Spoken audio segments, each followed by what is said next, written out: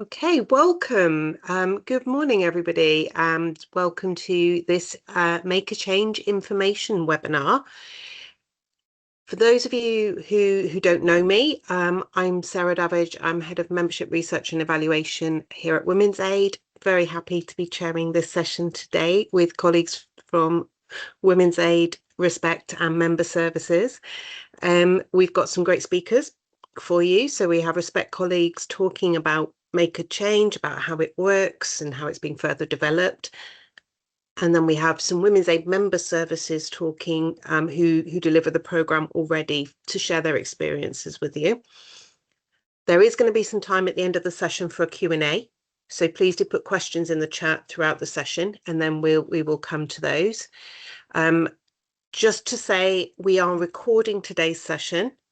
So just bear that in mind. You can have your cameras off if you would prefer. Then we will upload the recording along with some other resources to the members area of the Women's Aid website. If you don't have a login for the Women's Aid members area, then please do reach out to the membership team and we will set you up. I think Tiff is going to pop that email in the chat. So Make a Change is a community-wide early response to people who are concerned that they may be causing harm in their intimate relationships. It was developed by Respect in 2018 in partnership with Women's Aid, and it was inspired by our project Change That Lasts. Make a Change offers behaviour change work at the earliest opportunity and aims to remove barriers to help seeking and behaviour change whilst centering survivor safety and autonomy. And it does this by combining expert support, workforce development and community outreach to provide a coordinated community response to domestic abuse. I am now going to hand over to Rebecca Vargi, who's the head of Make a Change at Respect, and Rebecca is going to share some more with you about the programme. Hi, Rebecca. Hi, thank you so much, Sarah, and hello, good morning, everybody. I'm very excited to be here today to be talking and speaking to you about the Make a Change program and to introduce you to some of our delivery partners that we're working in partnership with in local communities to deliver this program. So somebody's sharing my slides for me, which is very helpful, and I was going to do that myself, but are you happy if I just say next slide and keep going? Yes, yeah, of course. Thank you, Rebecca. Great.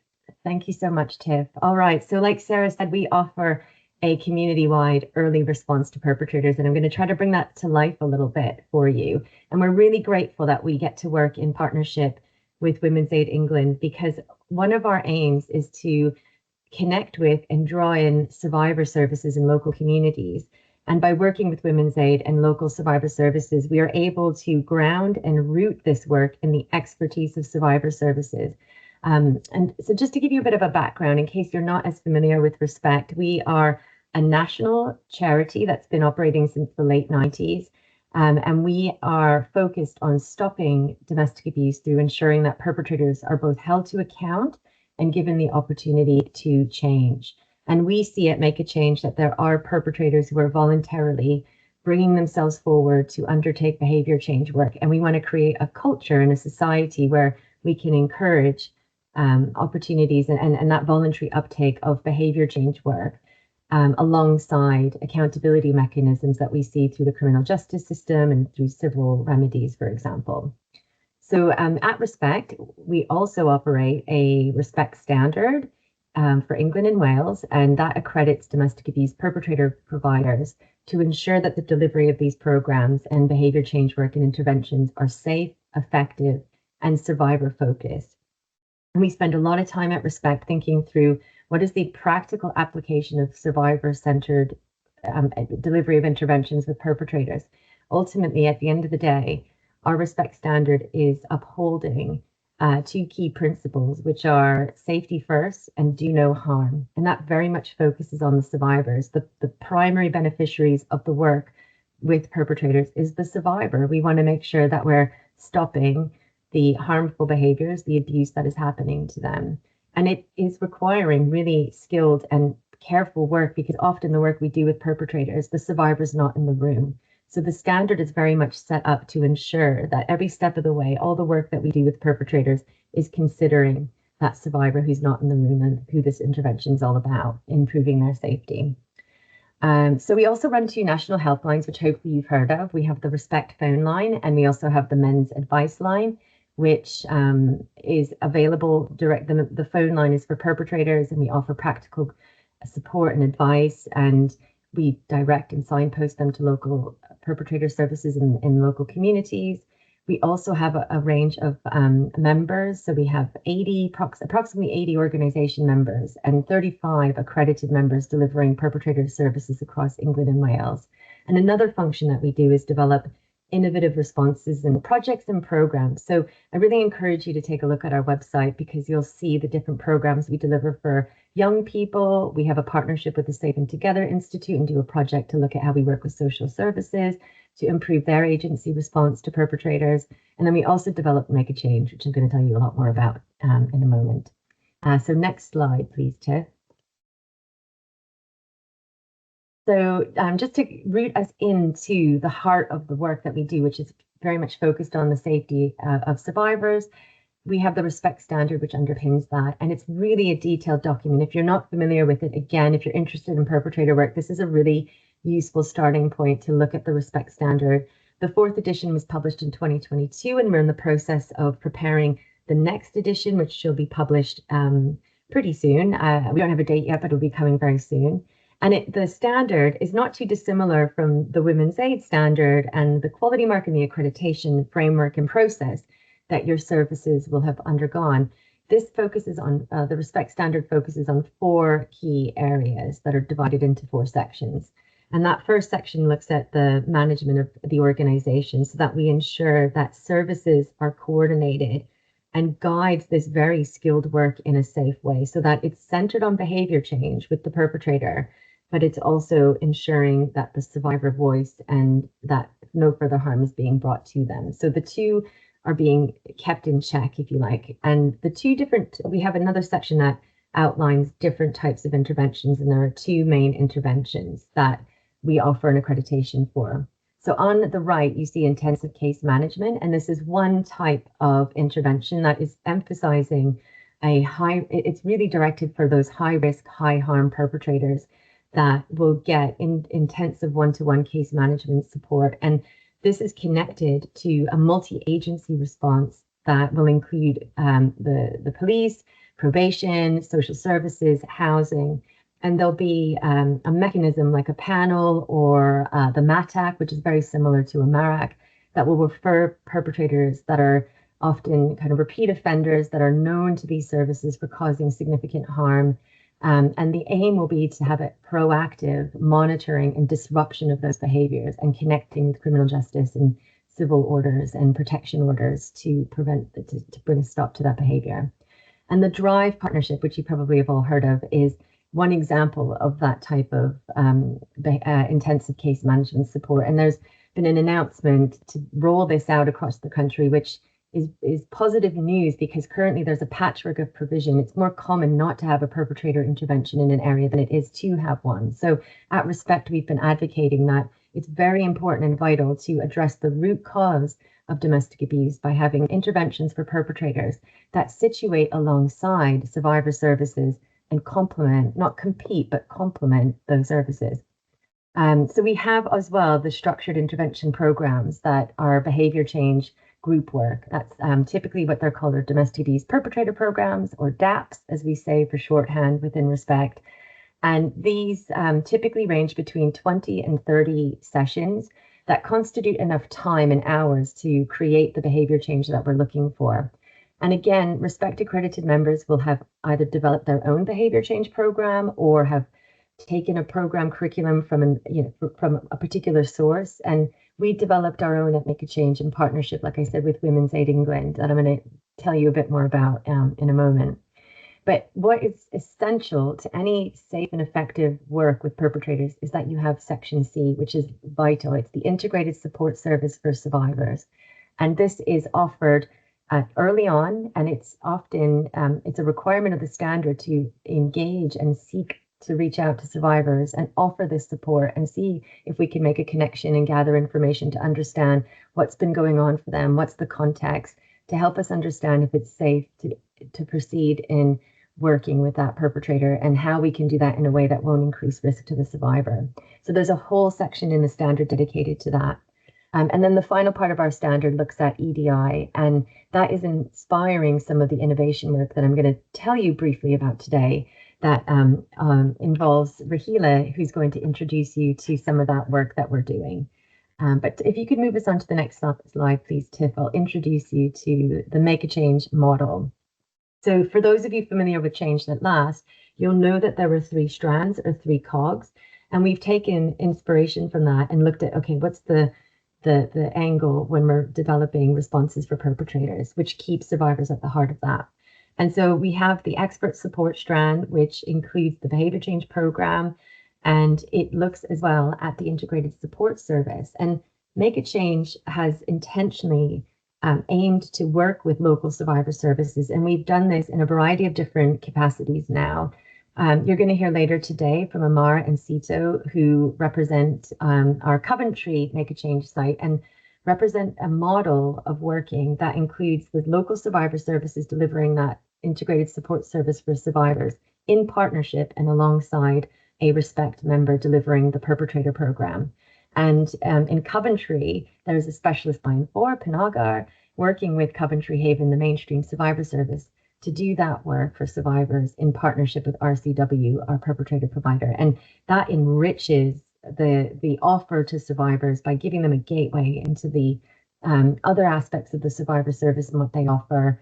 It also provides survivors with a pathway for their perpetrator to access the perpetrator program where they want help for their perpetrator. So it opens up a lot of doors, and hopefully it fosters a partnership and aims to encourage complementary services and the tendering of those services as well.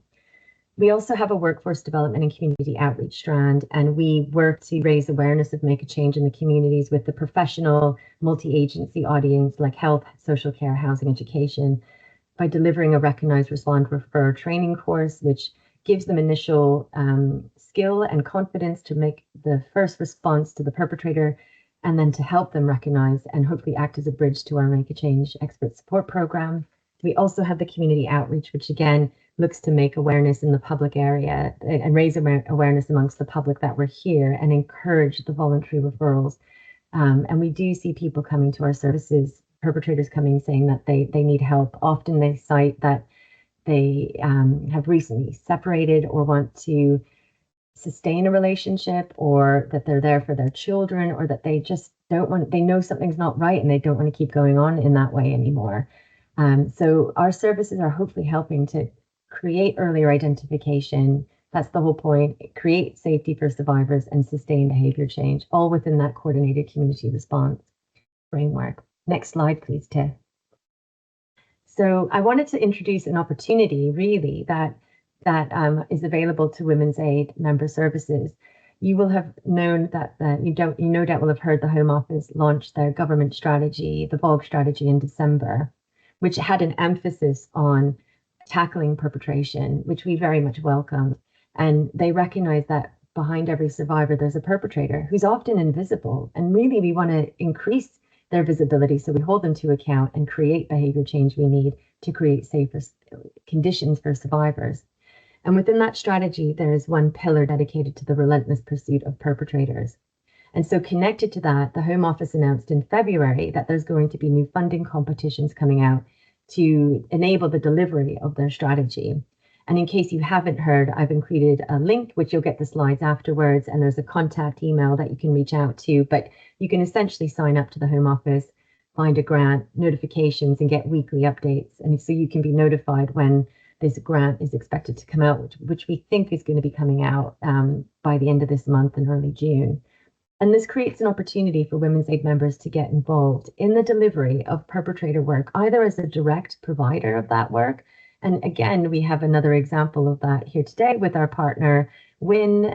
So Katie Wheatley's from Win, and Win won the city contract in Sunderland to deliver perpetrator provision. So as part of the offer to survivors, because ultimately they're the primary beneficiary, they set up the Right Turn service, which is a separate service to Win, but connected to it and offers perpetrators behaviour change work. We work with them to deliver the Make a Change program in the Sunderland area, and Katie's going to tell you all about that in a moment. So you can either get involved in delivering direct work with perpetrators, or for those who are interested, and if you want to retain your work as a women-only service, there's also the option of becoming a delivery partner as the integrated support service. And that's not just for Make a Change. So if in your local area you're interested in this, find out if you have a perpetrator program provider and enter into that conversation to see if there's an interest to set up a partnership. But there is also an opportunity to apply for the Make a Change program. And we want to work in areas where there aren't any perpetrator programs available, or where there is a Respect accredited member there already and they're willing to work with us to deliver Make a Change. Next slide, please. So just to give you a sense of our background and experience in delivering Make a Change, like we said, we've been around since 2018, and in 2019 we started setting up our sites. Today, currently, we have active sites in Newcastle, Sunderland, Durham, and Coventry. Our other sites with the dates sadly closed, and this is often connected to a lack of funding. So we've had National Lottery grant funding that kind of bolstered up the bulk of the delivery, and we need local commissioners and local authorities to be investing in this work. But sadly, we know that the state of funding isn't to the extent that we need. So it is difficult to keep these services going, but there is this opportunity through the Home Office Fund, which will be through the applications will be through the Police and Crime Commissioner's Office. But to date, we've had a range of different Women's Aid members involved in this. So our early sites in East Sussex and Lincolnshire involved RISE and Soldas, who are now Haven Domestic Abuse Service. In Trafford, we worked with TDAS alongside, and all three of those worked in partnership with the local perpetrator service. And then in Sunderland and Coventry, like I said, we have speakers here today, so they're going to tell you about how they work in partnership with perpetrators or a local perpetrator service. The next slide, please, Tiff. So just to come to an end, our Make a Change program, just to give you a sense of what this looks like, and it's only a whistle-stop tour, so I encourage anybody who would like to know more to reach out and get in touch.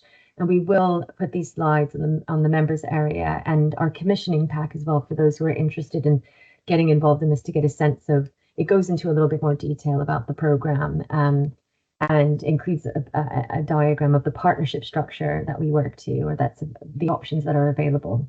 But the program itself is a 26-session behavior change program, and it is focused on working to sorry, I just saw Emma Godding come in through the chat, and I apologize, Emma. So we very much do work in partnership with Harbour in the Northeast, in our Newcastle and our Durham sites. And I apologize, Emma, if I haven't included you as a Women's Aid member. So we have a program that focuses on addressing the ongoing patterns of coercion, control, and violence, which we know creates unequal power dynamics.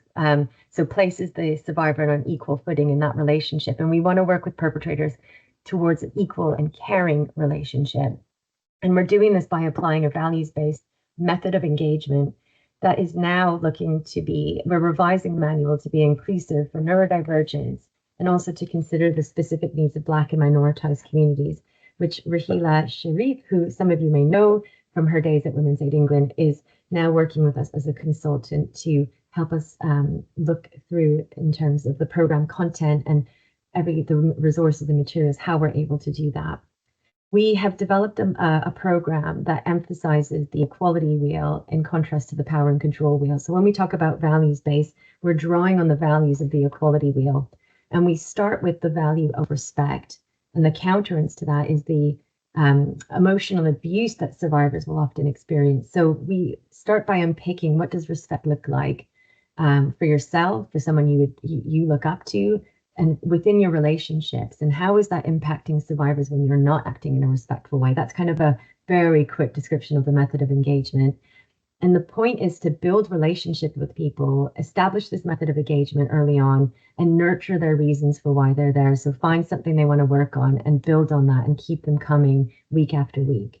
Because the longer they're on a program, the safer it is for survivors ultimately.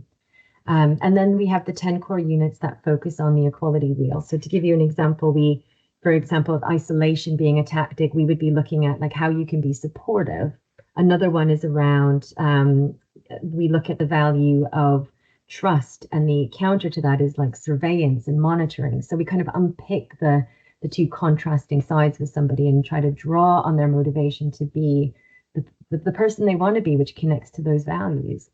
And alongside that, the survivor will be getting support along the way through the integrated support service, and we'll be checking in regularly. And I'm going to stop here because our delivery partners are going to tell you a bit more about that. But on the next slide, there's my contact details. So anybody who would like to get in touch and find out more about what we do, please don't hesitate to reach out. Thank you so much. I'm going to hand over next, I believe, to Amar and Sito.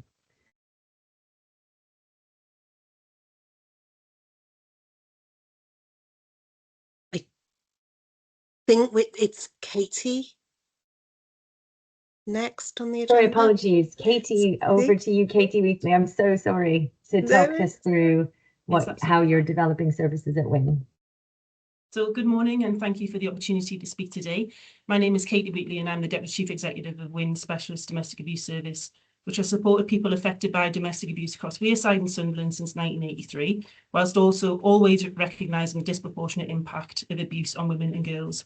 Our services range from one-to-one advocacy, safe accommodation for different needs, including new and expectant mothers, counselling for adults and children, group work, a confidential helpline, and specialist programmes.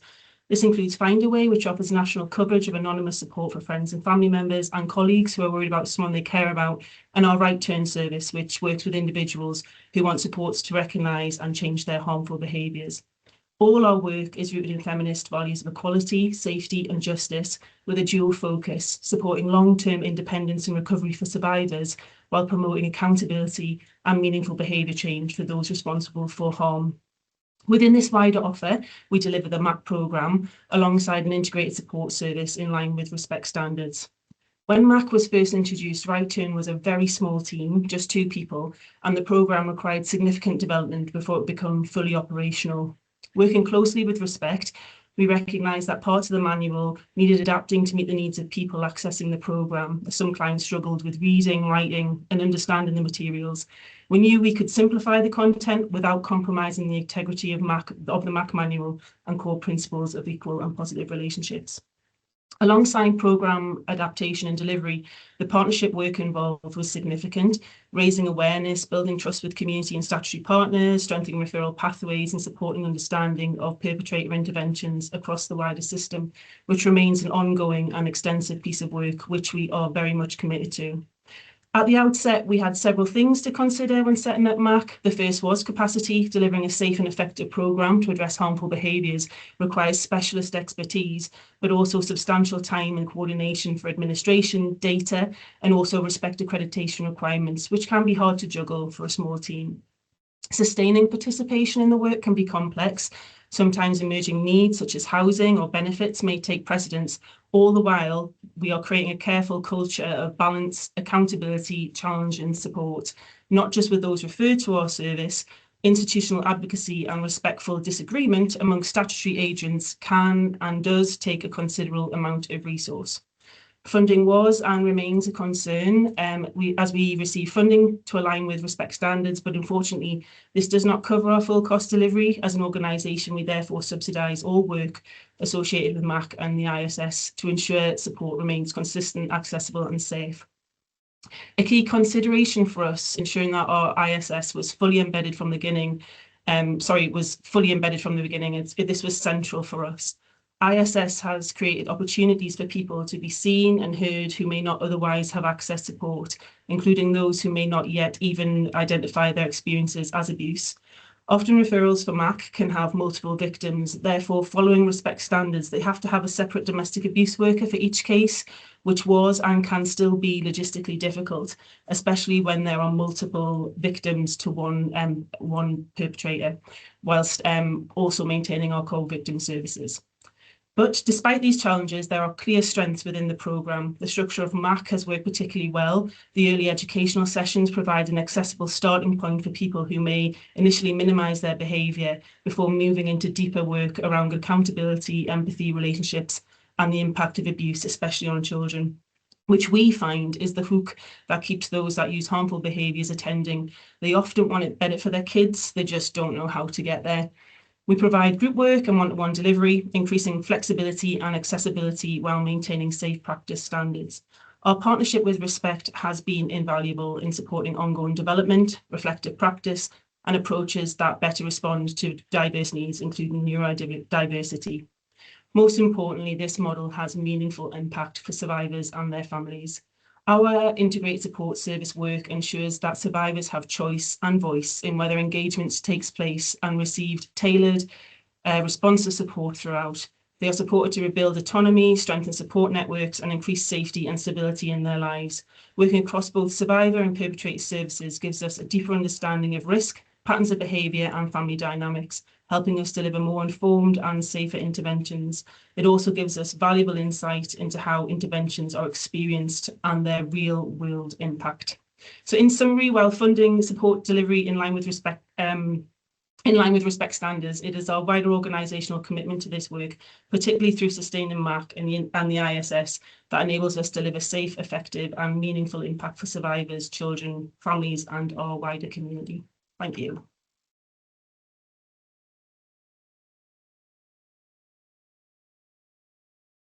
Thank you. I think next we are going to hear from Amar and Sito.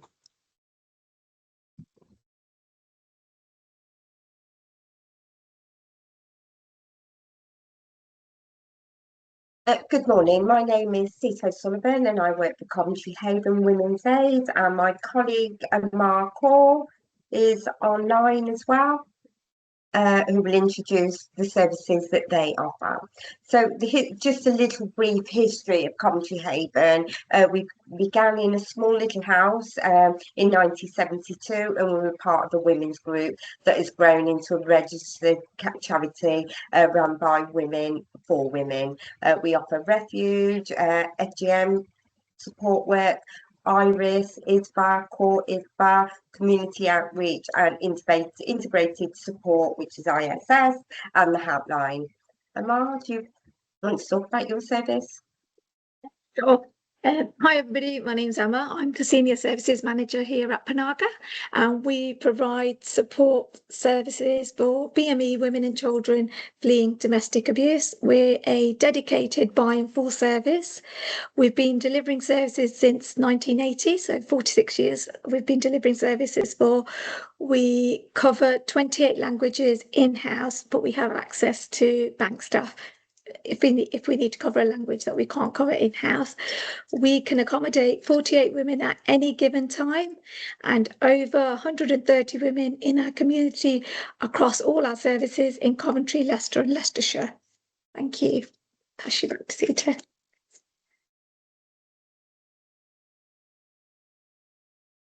Sita. Next slide, please, Tiff. It's come up. No, I've not got it on my own. Yep.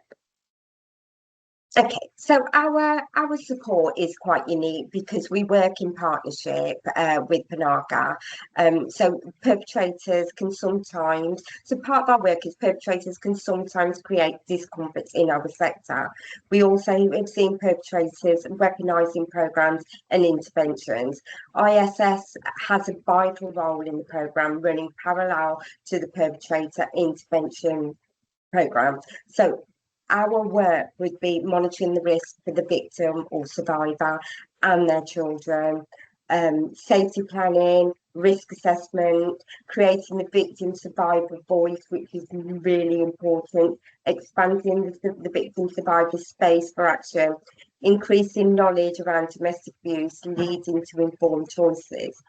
For a lot of our victims, this may be the first time accessing support or even speaking about domestic abuse. Often the victim or the survivor may not feel that the relationship is abusive.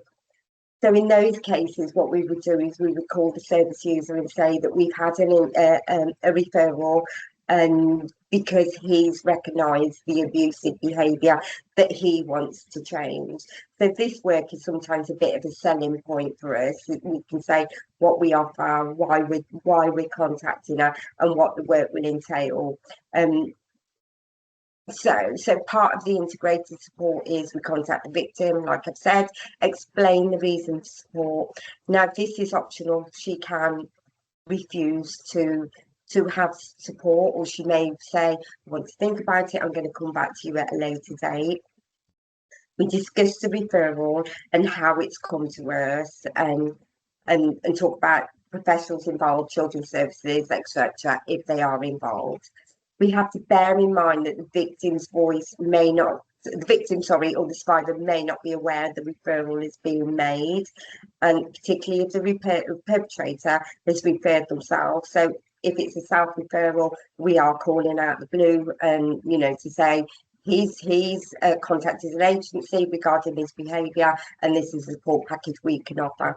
In cases of self-referral and victim survivor, contact details are provided by the perpetrator. Now, he may provide a current partner, or he may provide a current partner and an ex-partner, and we have had cases where one perpetrator has had two victims, one current and one past. So the beauty of our support is that we've got staff that we can say we will work with one service user and someone else will work with another service user, but we wouldn't come together because their service and what they're saying is very unique, and then they would be managed separately.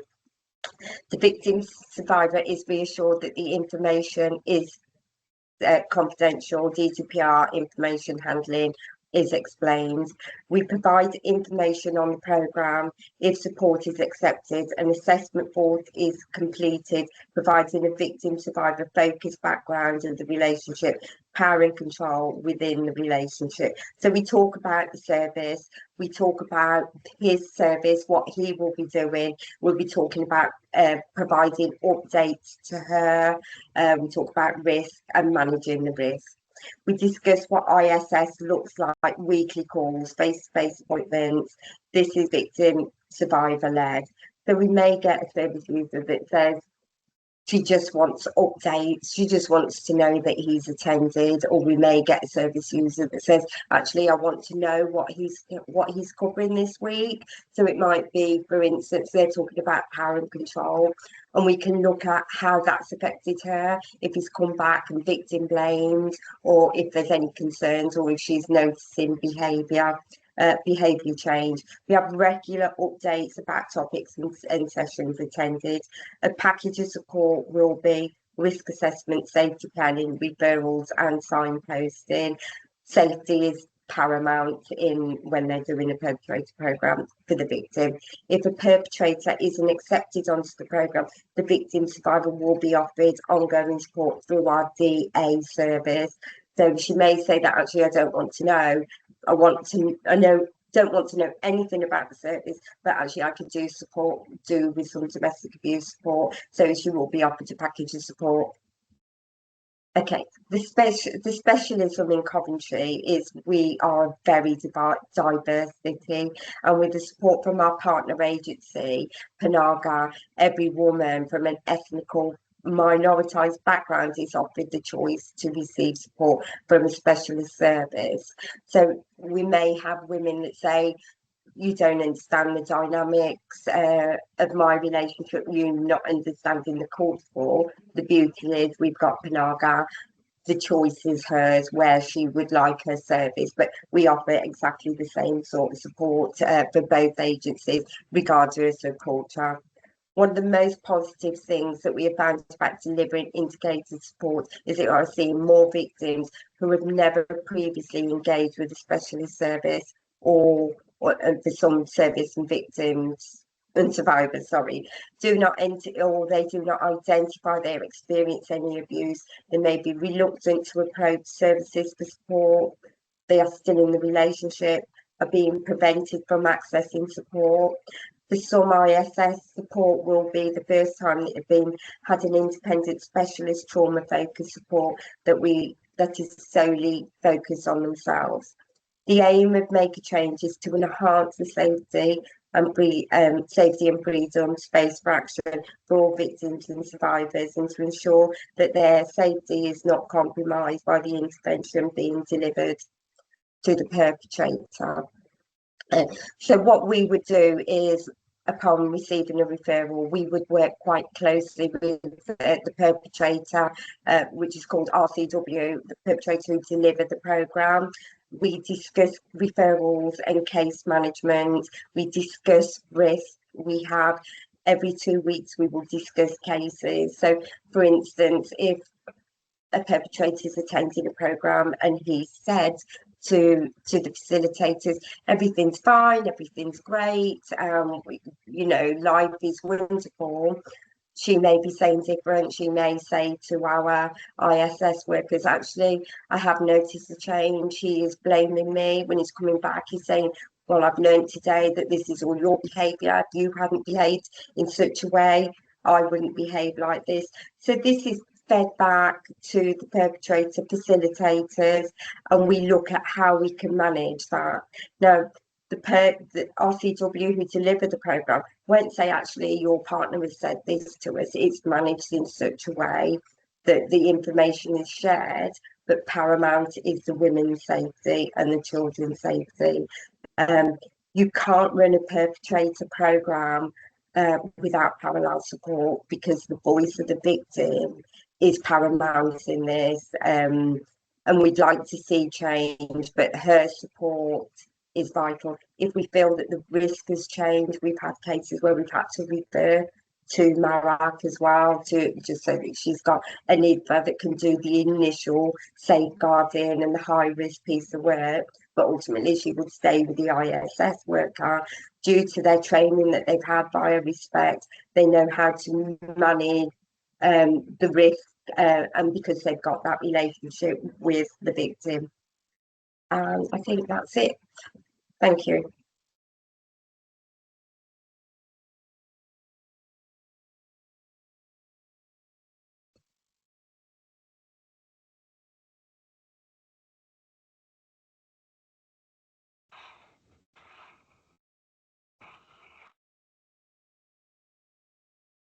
I think it must be me now then.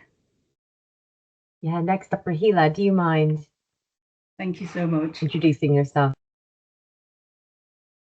Yeah, just wait for my PowerPoint to come up. But whilst that's happening, yeah, really lovely to be here with everybody today from the member organisation. So those of you who may not know me, my name's Rahila Sharif. I'm currently, yeah, with my new hat on, working for Respect as a consultant, or should I say my new scarf.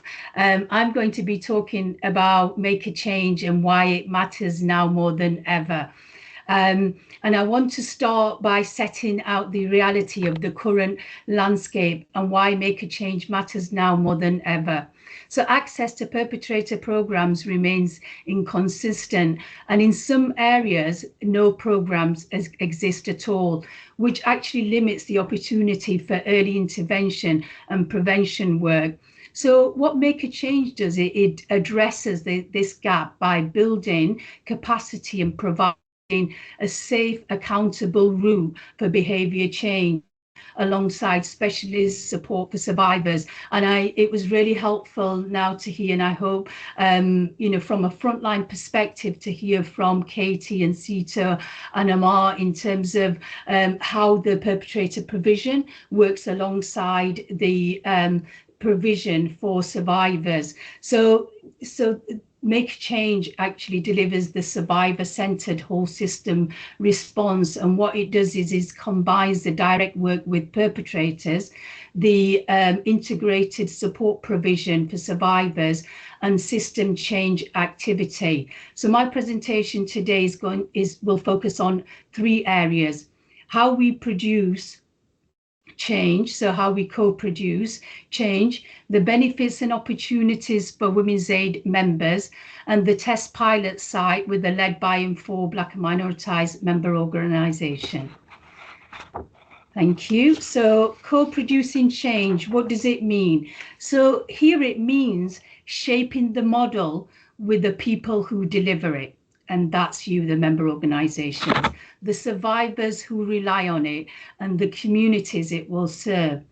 It also means developing practical guidance to support you on what happens in the room with perpetrators and how dynamics such as power, race, culture and migration status, as well as identity, shape that engagement, and practice it from working intersectionally and committing to an actual anti-oppressive approach and practice in the room. So in addition to the way in which what happens in the room and working with the perpetrators on behaviour change, the programme is also being revised to make it neurodivergent inclusive and to work intersectionally to ensure it's also inclusive for Black and minoritised service users, with particular attention being paid to cultural, religious and family dynamics, and recognising that in communities there may be multiple perpetrators and other forms of violence against women and girls, such as forced marriage and honour-based violence, which will also play a part in that behaviour change and recognition of behaviour change. Thank you. So what will Women's Aid member services gain? So I think for Women's Aid members, Make a Change creates a set of very real, very practical opportunities, both for your organisation and for the survivors and the communities you support. So the first opportunity is around funding. And as Rebecca highlighted earlier, there's the upcoming Home Office Perpetrator Intervention funding, and Respect is keen to develop joint applications with Women's Aid members and also alongside work with local authorities who are looking to commission domestic abuse perpetrator provision, the DAP, for the first time. So I think this is a really important moment because it opens up new opportunities for collaboration and involvement. To support this, the Make a Change team work with you as members, providing a comprehensive package of support which will help you to mobilise and deliver the programme. So this is a programme where you're left alone to figure out how to work with it. You'll receive core materials, including the revised programme, as well as guidance on intersectional practice, as mentioned earlier, covering the cultural and religious dynamics and structures of inequalities. You'll also receive case management and monitoring tools, induction training and ongoing practice development, and project coordination support. This is especially important where there's an external survivor support service that is introduced. There also be help with quality insurance, where you can demonstrate impact and support with communication and reporting. So a whole package of support there available to organisations. And all of this will ensure that there's consistency across size. And crucially, this will strengthen your local ecosystem. And I think finally, co-production in itself is a benefit, and working with Make a Change means that your organisation's expertise, your community knowledge and your survivor-centred practice directly influences the national model. So moving on to the next slide. You heard a little bit from Rebecca in terms of the behaviour change programme, and I wanted just to talk very briefly about the actual model. So Make a Change is a rolling programme. It's not a set of taught lessons. It's an actual method of engagement that supports the men to explore their behaviour change, and it does that by examining a set of interconnected elements in relation to values that support an equal and caring relationship. So the participants in the group, they explore values, actions, intent, thinking and feelings using a structured board process. So this board process is repeated and it explores values such as respect. And the idea is to help participants see the gap between who they want to be and the harm they are causing. And the programme is grounded in 6 principles, all of which centre survivor safety and autonomy. And these principles make visible the social and cultural context of abuse. The principles also emphasise voluntary engagement, and they support an experiential values-based change. Alongside this, you've heard, sits the Integrated Support Service, which provides that specialist support to survivors throughout the programme. And thank you for CETO for really describing in detail how that works and how the survivor is supported during and throughout the programme. So on to my final slide is talking about the test pilot. So really pleased to be able to announce that we are in the early stages of partnership development with HUMRAS, led by For Black and Minoritized Service. I believe we've got colleagues from HUMRAS here with us today. So welcome to Shen and Miriam. So this will be the first time that Make a Change is developed with a specialist service. This is a significant step in ensuring that domestic abuse interventions are culturally responsive, the survivor focused and community led. This partnership is pioneering because it sets a national precedent for culturally responsive behaviour change work. So together we'll aim to strengthen support for survivors, hold perpetrators accountable in ways that are meaningful and culturally relevant ways, while building pathways for safety in Black and minoritized communities. This is a new area of work. We heard earlier from Panaga in terms of how communities may respond or not to work with perpetrators. And I think it's important how we frame this work in terms of support and change for communities. So for Women's Aid members, this creates an opportunity to co-create an approach that reassures staff, it strengthens provision for survivors, and it maintains core values.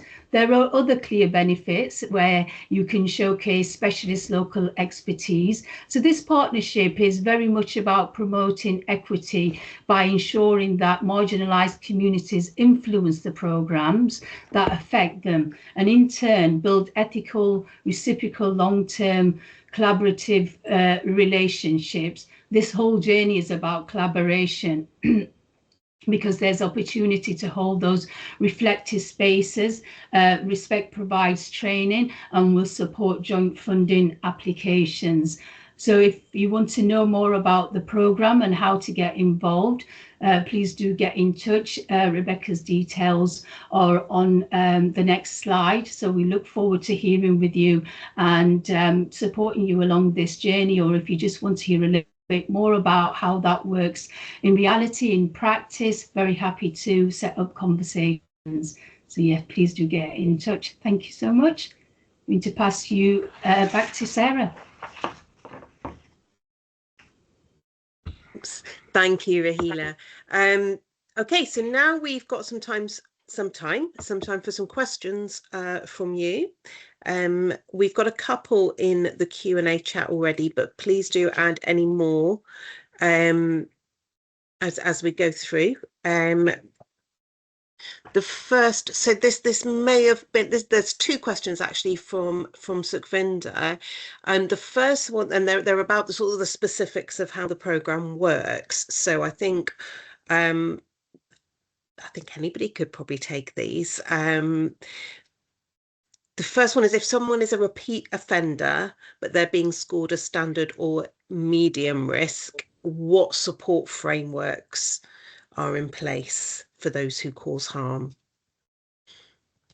I'm wondering if Katie wants to take this one, because they deliver the Hub and Spoke model alongside Make a Change, which is it includes both of those interventions that the respect I spoke to of the respect standard. So Katie, without putting you on the spot, would you be happy to speak to the kind of what happens on the ground with referral pathways and speak to the voluntary nature of MAC and how it works for Hub and Spoke?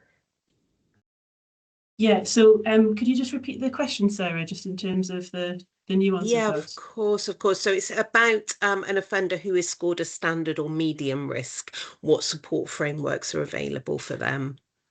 Yeah, so they can come, and it depends where the referral routes come from. So if they've come through a self-referral, or if they've come through statutory services, and depending on their level of risk, so we do a Be Safer assessment, which is over several sessions. It's not just a one-off, takes a couple of sessions to complete. And we really look at their motivation about where they want and their accountability. And if we feel that peer support is the right way forward, we will refer them to make a change in terms of that standard risk. However, sometimes standard risk, as we know, can be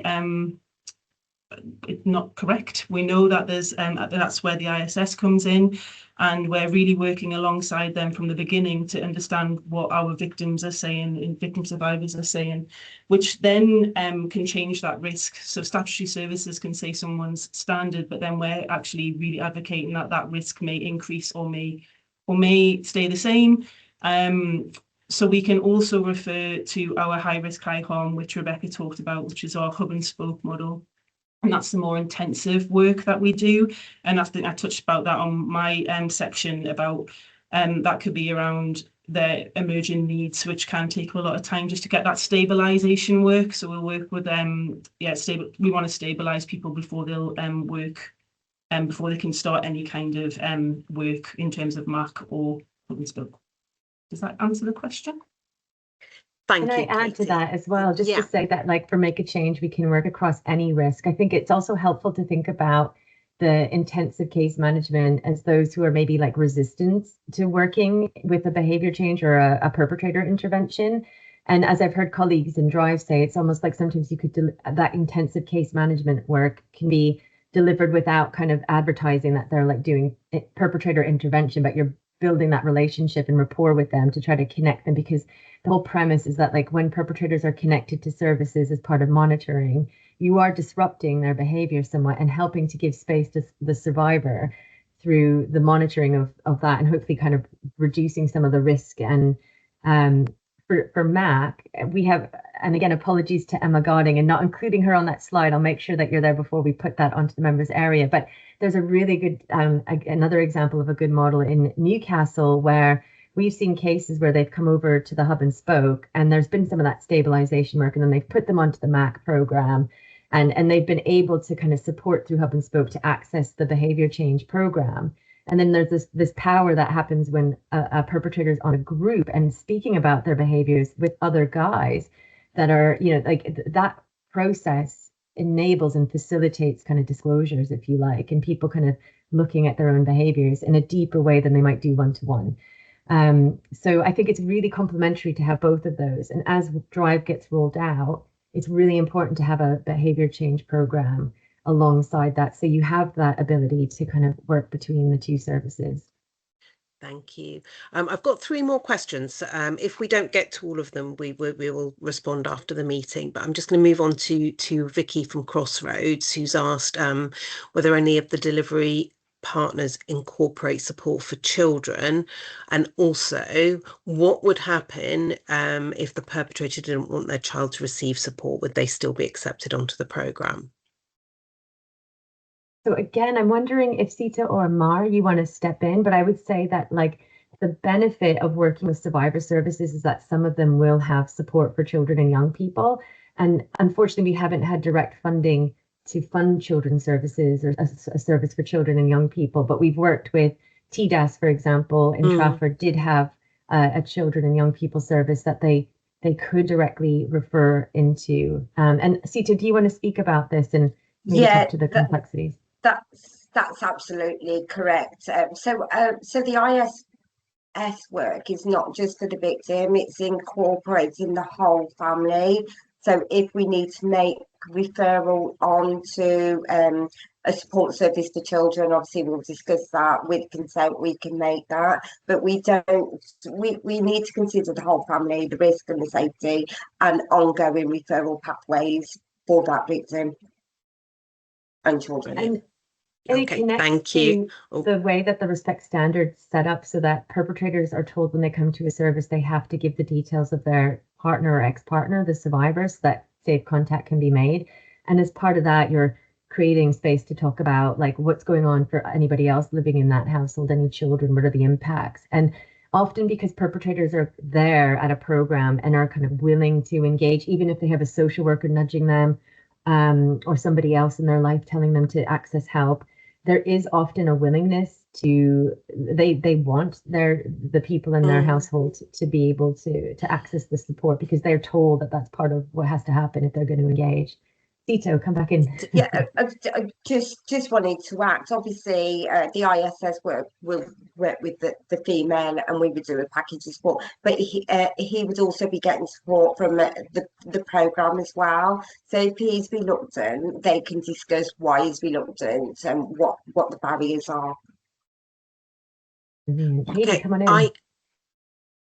It's just to say, yeah, why not? Why wouldn't you want your children? So it really is. It's that that creating that space for reflection and really challenging that as well. It's about accountability. This really is about behaviour change work is about owning that and responsibility. So yeah, it's a great. I think I said before, it's a great hook to understand the rationale. Definitely.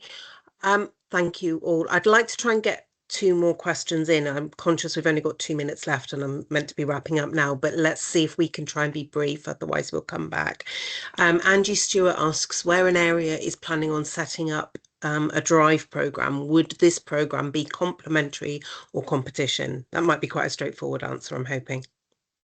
I'm happy to take that one. And hi, Angie. We have a connection through my Change at Last Days at Women's Aid. I just want to say that this is exactly what it's all about. We definitely want to look at situating behaviour change programs like MAC. It could be another Respect Accredited Members program because it creates a seamless connection between the 2 services. So if somebody isn't willing to engage in services, they go to the Drive or the High Risk, High Harm program.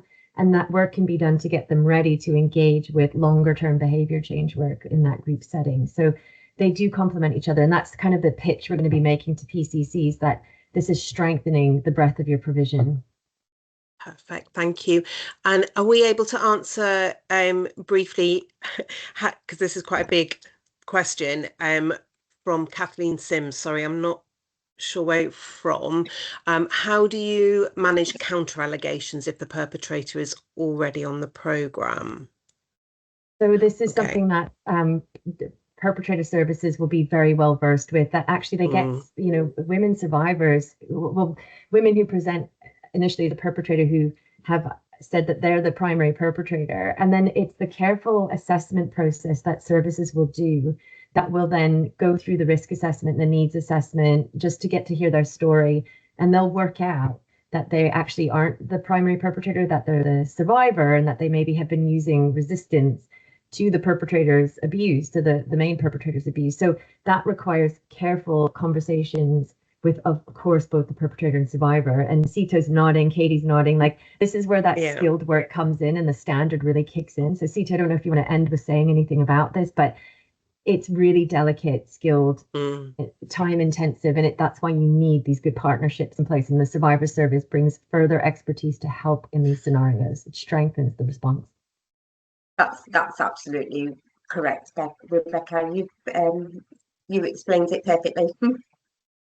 Excellent. And then you're doing that hard work on the ground. We know that it isn't easy, but this is what we're trying to get commissioners to recognize, that there's so much work that happens at the point of assessment. It's not just about program completers. There's a lot of safety and risk management happening from the point people access services. And if we can help to accurately identify who the primary perpetrator is, then it makes a huge difference, hopefully, the way that other multi-agency services then consider that case or the family and offer the support. So we cannot thank enough the services we work with on the ground, because it's not always easy work and it's highly skilled, and we just want to do the best we can to advocate to get the recognition of that and to get more funding for the services that are doing this work.